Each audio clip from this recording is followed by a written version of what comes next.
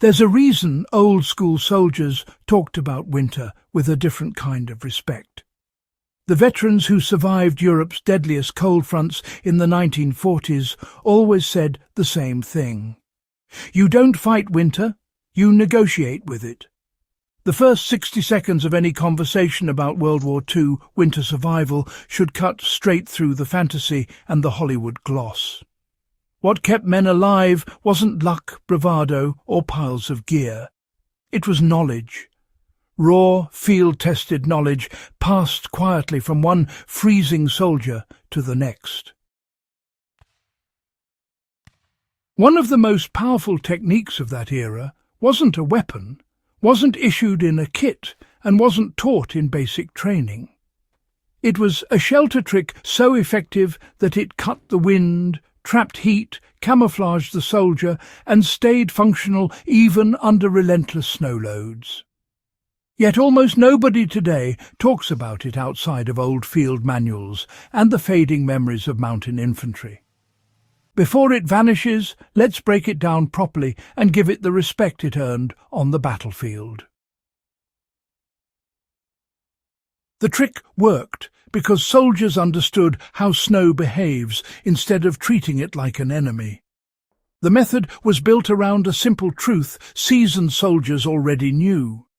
Snow isn't just frozen water. It's a building material with structure, weight, and insulation properties that rival modern survival gear. The forgotten tactic involved carving or shaping what came to be known as a makeshift snow trench shelter. Unlike the romanticized igloo, which was rarely realistic for exhausted infantrymen, this trench shelter took minutes, not hours, and could be made with entrenching tools, helmets, or even gloved hands when time was tight.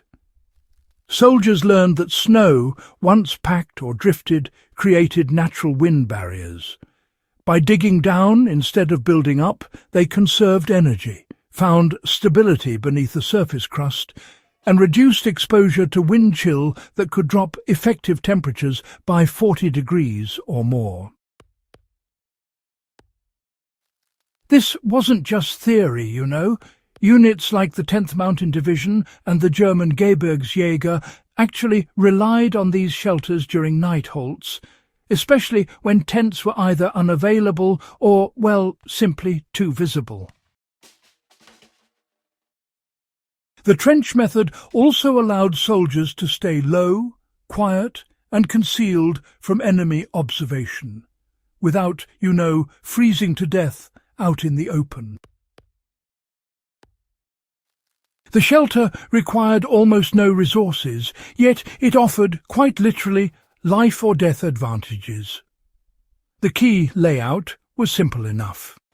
Dig a narrow trench, just deep enough to lie in, then widen the lower section a bit for shoulder space and leave a small rise or lip at the head end. This, in turn, created a natural windbreak. Soldiers would then place evergreen branches, spare canvas, shelter halves, or even ammo crate lids over the opening, making sure to leave a small gap for ventilation. Snow would naturally accumulate on top, locking in heat and acting as a sort of makeshift insulation layer. What made this trick extraordinary was just how fast it could be built compared to any above-ground setup. Tents, well, they flapped, gave off silhouettes under moonlight, and needed quite a bit of space. The trench shelter, on the other hand, blended right into the terrain, kept noise to a minimum, and reduced the soldiers' exposure to frostbite by holding on to the small amount of body heat they could generate. Many World War II reports note that the difference between sleeping exposed and sleeping inside a snow trench was, quite literally, the difference between waking up cold and not waking up at all.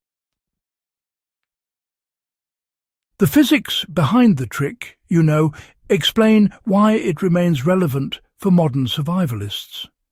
Snow traps air, and air is insulation.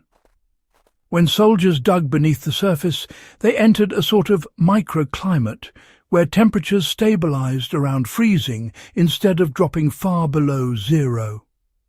This stability meant equipment didn't freeze as quickly, rifles cycled more reliably, and boots, if placed carefully near the body cavity, stayed dry enough to prevent catastrophic frostbite.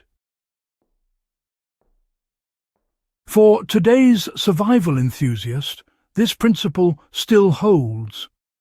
If caught in a high altitude or northern climate emergency, knowing how to create a snow trench can buy critical hours or even days of survivability. With modern tools, the construction becomes even easier. A compact camp shovel replaces the old entrenching tool, and a lightweight tarp replaces canvas shelter halves. Yet the technique remains fundamentally the same as what World War II infantry used. If someone needed to replicate this in the field right now, the process would stay faithful to what worked 80 years ago. First, you find a drift or area with at least 2 feet of accumulated snow. Then you dig down a body-length trench, deep enough that the top edge sits above the wind line. Next, you shape the interior so the torso has enough room, while keeping the roof as low as comfortably possible to retain heat. Place a tarp, branches, or even a jacket across the top. Then allow falling snow or hand-packed snow to settle on it for insulation. Always maintain a fist-sized breathing gap on one end. Soldiers learn to place their pack at the windward side to reinforce the edge. These same small adjustments still make the difference between a shelter and a mistake. A second application is psychological, and WWII veterans often emphasize this. A person inside a trench shelter is out of the wind, out of the noise, and no longer burning energy fighting the environment. That shift, physically and mentally, is what preserves decision-making. Cold makes people reckless. Shelter restores clarity. The deeper message behind this old technique is that survival isn't about gear. It's about understanding your environment and working with it. W2 soldiers didn't have high-tech fabrics or ultralight stoves. They had discipline, situational awareness, and a willingness to apply practical knowledge under pressure. Their success with this shelter trick shows that nature gives you materials. Your job is to know how to use them correctly. As long as winters remain cold and dangerous, this tactic will outlive even the soldiers who invented and perfected it.